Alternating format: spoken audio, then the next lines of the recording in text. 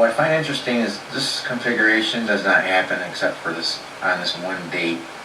I cannot find any date in the past that has this configuration. If someone can figure that out, I'd like to know.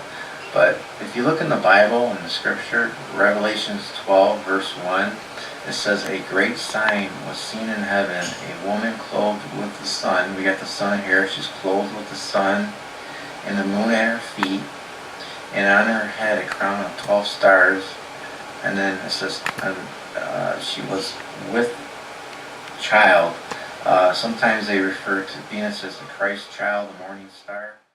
What you don't see in this picture here, in Virgo, the Virgin, is that Jupiter is between her legs as she's giving birth, and the moon is at her feet. Closer to her feet, more below her feet than the other pic. And Jupiter is between her legs, not in the imagery of this picture, but in the constellation itself in the sky. Jupiter will be between her legs. And above her head, you will have Leo, which has 9 key stars in it. There's an amazing alignment that takes place on this day between Venus, Mars, and Mercury. They join Leo in the sky here to form a 12-star crown above her head. Perfectly. And it only happens on this date. When you want to fulfill Revelation to a T, and Ison is being dubbed the Hanukkah Comet, bringing them light from the distant past. Now, one of the most interesting stories here that connect with this, and I'm going to leave you guys with this, is the path and the journey that Ison takes. We've always been told to watch the sky for signs.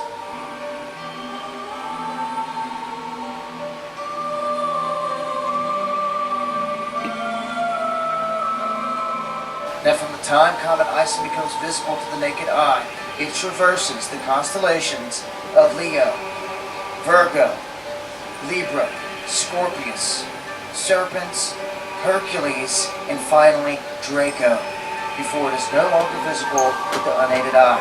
Now, putting this together in terms of how the Hebrew Masorah depicts these aspects of the constellations, it reads like a book. The seed of the woman, Virgo, the lion of the tribe of Judah, Leo, who shall punish the enemy, serpents, will redeem his atoning work through conflict with the enemy who assaults a man's heel, Scorpion. His mightiness, Hercules, will reign victorious as he bruises his heel, casting down the dragon, Draco, and trotting him under his foot, and then rededicating the temple, bringing back balance, the scales of Libra to the temple of God. As this all fulfills their prophecy right here, just the path alone. You must remember we never got any answers on Comet ELEnin, and this is one of the most wicked comets that we have seen.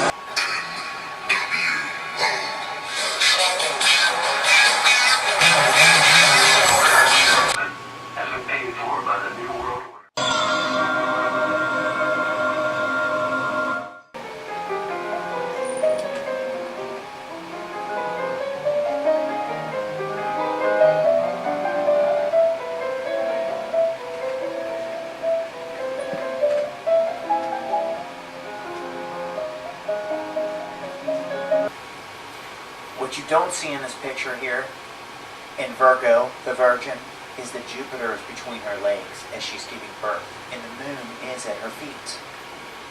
Closer to her feet, more below her feet than the other pic. And Jupiter is between her legs, not in the imagery of this picture, but in the constellation itself in the sky.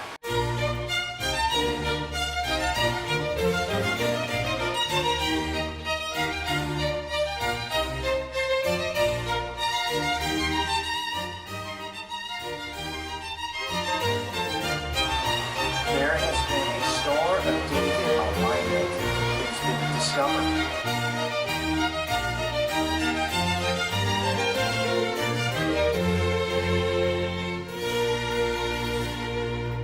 And I believe it is a cosmic clock, like a countdown, because it is a pattern that has not been seen in a very long time. And after this happens, it's not going to be seen for another 100 years or so.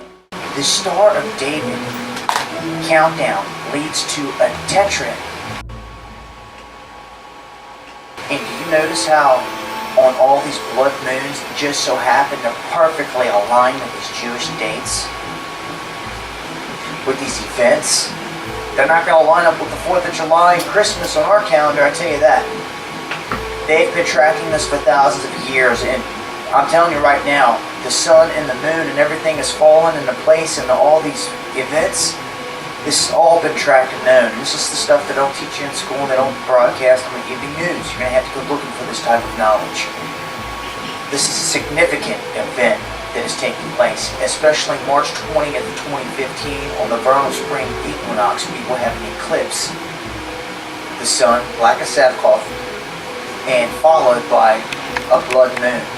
And I beheld when he had opened the 6th seal, and lo, there was a great earthquake, and the sun became black as sackcloth of hair, and the moon became as blood, and the stars of heaven fell unto the earth, even as a fig tree casteth her untimely figs when she is shaken of a mighty wind. This is some kind of cosmic countdown right here, before your very eyes.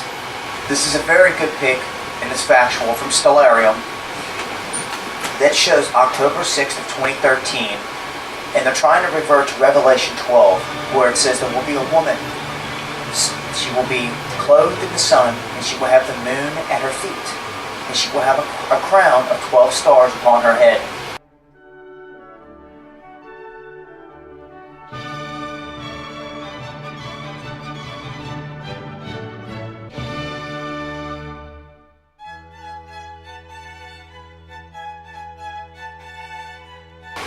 And has a very curious alignment in the sky of the moon, Saturn, and Mercury, which was very intriguing. But as I dug deeper, because you got to keep digging, I found this guy.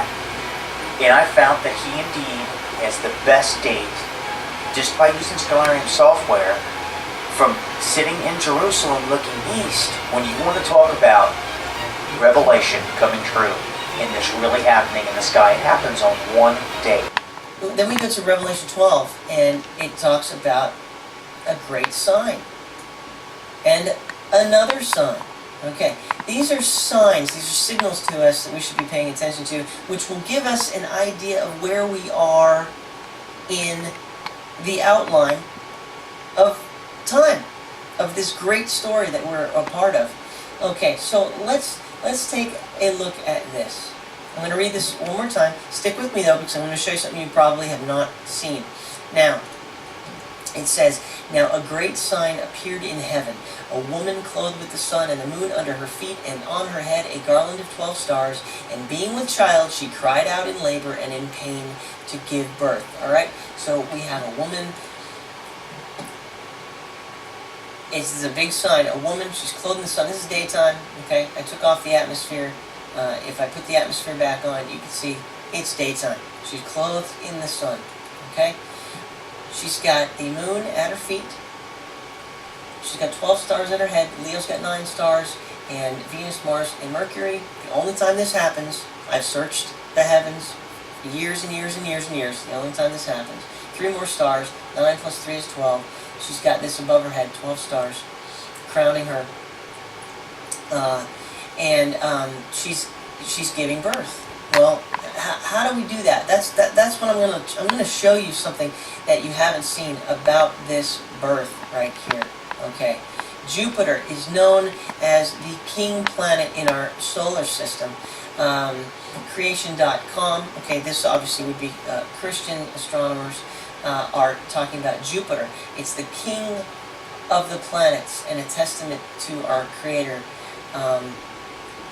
Jupiter is the largest planet in our solar system. This gargantuan object dwarfs the Earth, and indeed over 1,300 Earth-sized objects could fit inside Jupiter. Its mass is 2.5 times that of all other planets combined. It is massive. It is called the gas giant. Jupiter, the largest planet of the solar system. Jupiter was the key. This is why it's called in Christian astronomy calls Jupiter the king planet, but so does regular astronomy and astrologers, because Jupiter was the king of the gods in Roman mythology. Okay, this alludes to the king of kings. Okay, you're gonna see how this connects, even though it takes it out into pagan stuff. You can see how this all sort of connects. A fitting name for the largest of the planets, the king, right? In a similar manner, the ancient Greeks named the planet after Zeus, the king of the Greek pantheon. Okay, so this is the king planet in many different ways. This is a visual of the 22 chapters of the book of Revelation, all laid out in a timeline. Revelation is laid out in a chronological order. It is a vision that John had, and he talks about it as though it starts from the beginning. It has a middle and it has an end, just as you would tell any story, or if you were to tell a vision or a dream, it would start this way, this would be the middle events, and it would end this way. And that's how Revelation is laid out chronologically. This bar right here, orange, black, and red, are the parts of the tribulation period, also known as the time of Jacob's trouble, or Daniel's 70th week. And Jacob's name was changed to Israel. This is the time of Israel's trouble. It has nothing to do with the church. The church is mentioned almost 20 times in chapters 2 and 3, and then a picture of the rapture happens in chapter 4 when John is called, come up here, and then he goes directly into the throne room, which is exactly what happens after the rapture. We will be in front of the throne, standing in front of the Son of Man at the throne for the Bema Seat judgment, as evidenced by Luke 21:36. Watch and pray that you may be counted worthy to escape all these things. He's just been talking about this. So he says that there is an escape before this. He says, watch and pray that you might be counted worthy to escape all these things coming upon the earth and to stand before the Son of Man. Why? Bema Seat judgment and a wedding.